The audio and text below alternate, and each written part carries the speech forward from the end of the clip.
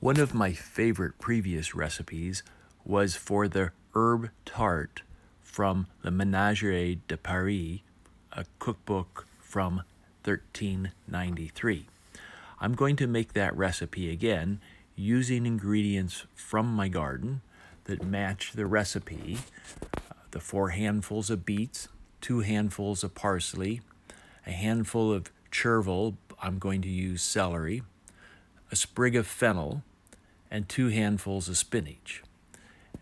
And then I'm going to use the eggs and the cheese and the fine spice powder and make an herb tart, but in this case I'm not going to use a pastry shell.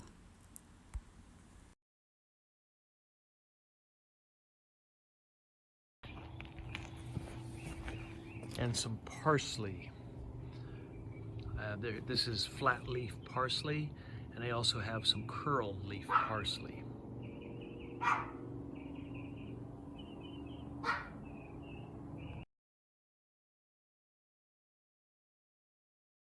Beet greens, parsley. I have both curled parsley and Italian flat parsley. Celery leaves, anise stalks, which all came from my garden, and then some spinach, which was purchased from the grocery store. I'm going to start just chopping up all the vegetables, and we'll cut them up into small pieces and then measure out about 2 handfuls of each of the different greens.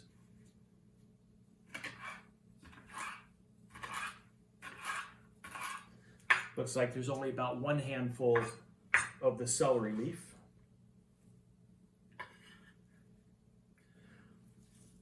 The parsley, I have flat Italian parsley as well as curly leaf parsley. I'm going to use both.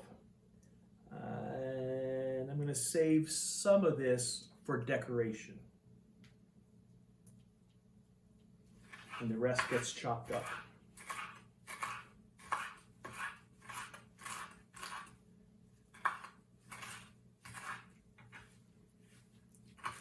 Parsley has a very fresh green smell that I really like. Even though the taste is sometimes bitter, the smell is really refreshing, and I like using it in this recipe.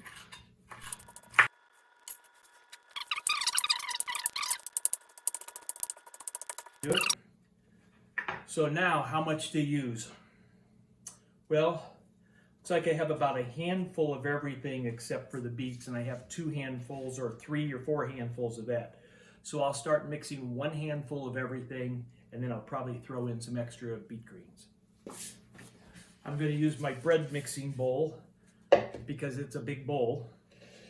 And so we've got a handful of parsley, small handful of celery, a bigger handful of spinach, a goodly handful of fennel, and 2 handfuls of beet greens. There's a little bit left, not enough to save for anything else, so throw that in too. And that's about it. Got a few sprigs here for decoration at the end. So I'll mix all these together, and these will go into the baking pan. For the cheeses, I'm going to use mozzarella cheese, Swiss cheese, and sprinkle along the top some grated Parmesan cheese. I want a total of about 2 cups of cheese, maybe a little more. So I'm going to start with the Swiss cheese and just slice that up into small pieces and measure it, and then I'll add the mozzarella, which is already sliced, to make up the difference.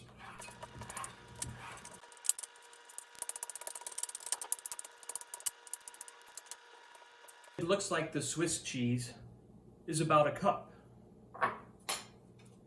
So that's a good start. And then I'll just add a cup of the mozzarella cheese to this.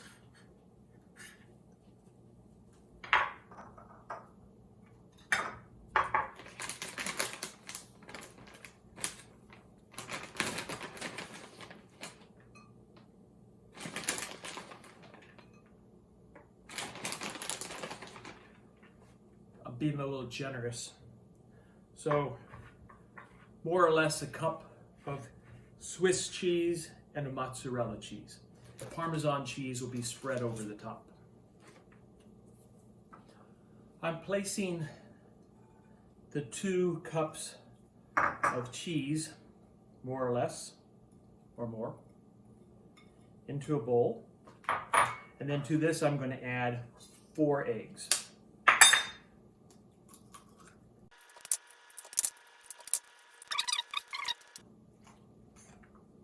I think I'll add 1 more egg because I'm making a bigger tart than I made originally in a larger pan.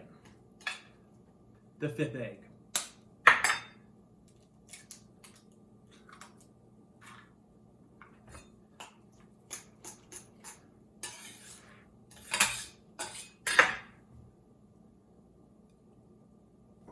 Before I add the vegetables, I'm going to add a tablespoon of fine powder. Fine powder is a medieval spice that I've described in my previous video. And I want to make sure there's enough of it to give that flavor. So I have about 4 cups of greens here, and I have my 2 cups of cheese and 5 eggs. And I'm not going to mix them all together because I'm not sure exactly how much greens I'm going to use, so I'm going to mix them in the pan as I place them in. The baking dish I'm going to use is larger than the round ones in my first recipe because I want this to be a bigger tart. And I'm going to do something a little different. The original recipe calls for using a crust. So you'd bake a crust and put the filling in the baked crust and then rebake it. But because it came out to be fairly thick in the first recipe, I'm going to try it without using the crust and serve it up just right out of the pan without the crust. So I'm going to use Kerrygold Irish butter and coat the pan just to ensure it doesn't stick.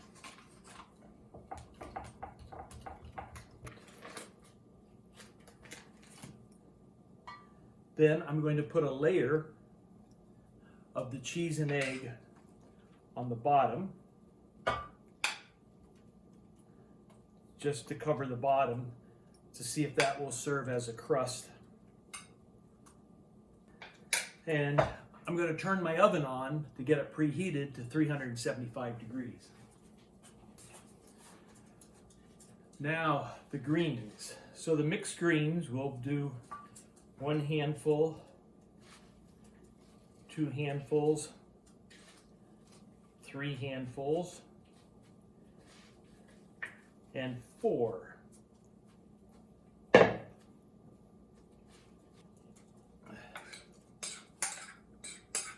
Then I'll mix the cheese and egg with that in the pan.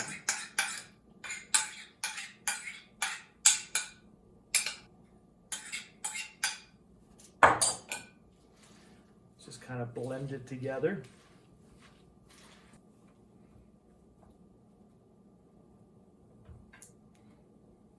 That looks better as far as the cheese mix goes inside with the greens. And then I'm going to top it with more mozzarella.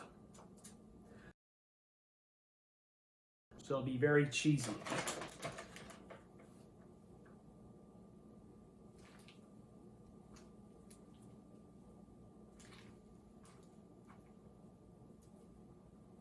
The greens shrink down as they cook, so when this is finished, it won't be as big as it looks like in the pan.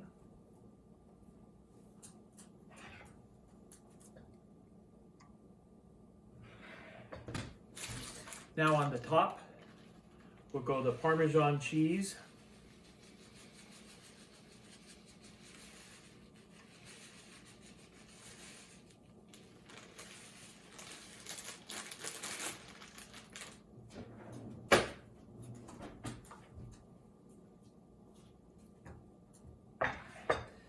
then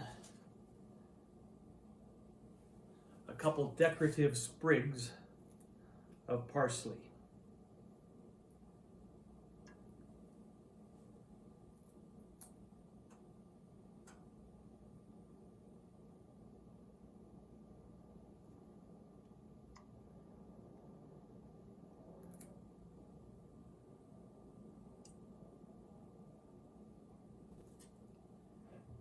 And there it is in all of its cheesy goodness.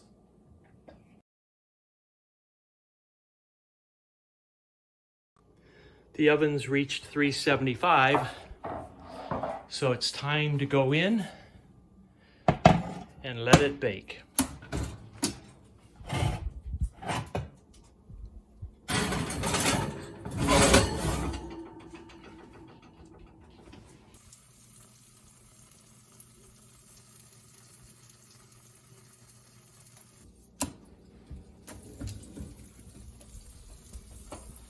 After 30 minutes in the oven at 375, this is what it looks like.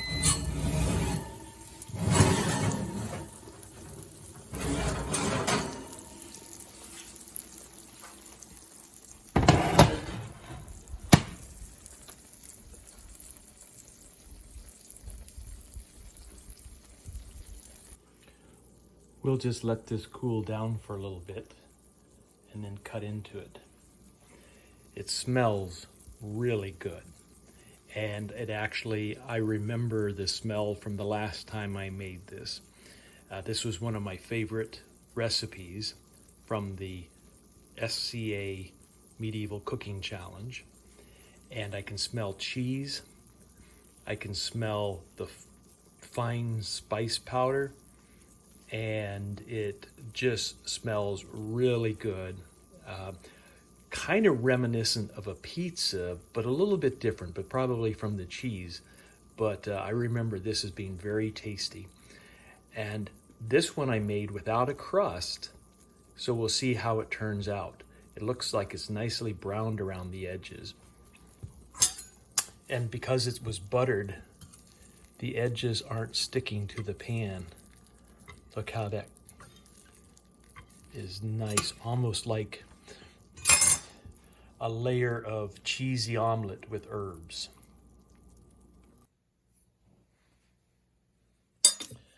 Here comes the moment of truth. I'm going to cut into it and give it a try.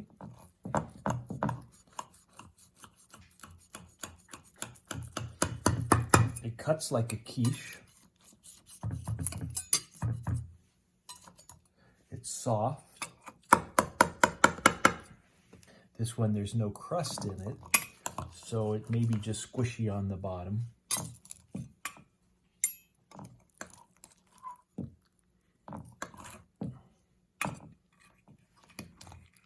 Very cheesy.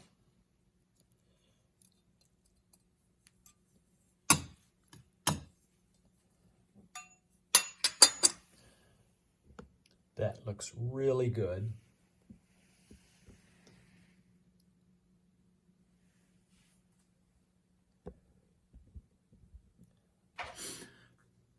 So this is my modern version of a classic recipe from 1393 from the Goodman of Paris. And I'm going to give it a try here. It looks wonderful. It smells great. It's one of my favorite recipes that I made previously.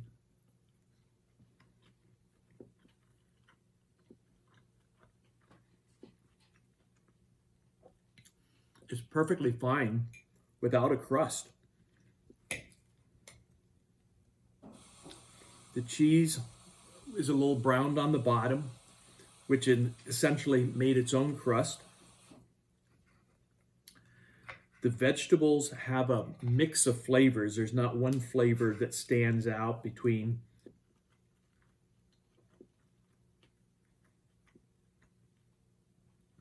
it's a good mix of vegetables, and the egg and cheese make it into a nice, very quiche-like consistency. And so once again, for a medieval recipe. Those who are eating this type of recipe would really have eaten well indeed. And to go along with this new-fashioned old recipe, I'm having a classic rye Sazerac old-fashioned.